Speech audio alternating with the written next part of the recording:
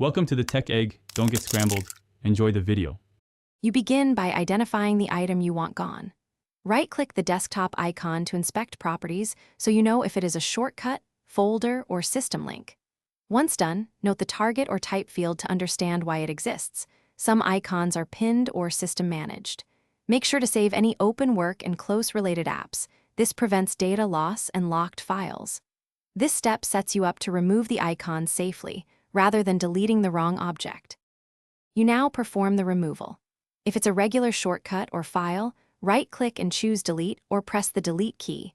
This moves it to Recycle Bin so you can recover it. If the icon is pinned to Start or Taskbar, select Unpin from Start or Unpin from Taskbar instead, because deletion won't unpin. For folders you want permanently gone, use Shift+Delete to bypass the Recycle Bin. However, be cautious, because that action is irreversible unless you have backup. You finish by tidying up and fixing problems if they occur.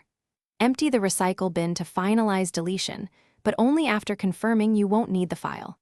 If a system icon must hide, right-click Desktop, choose Personalize or View, then toggle Show Desktop Icons. This controls system-level visibility. If the icon reappears, restart Explorer. EXE or check startup apps and scheduled tasks that recreate shortcuts. Doing so reveals why the icon returns. Thanks for watching. Consider subscribing if I helped unscramble your problems.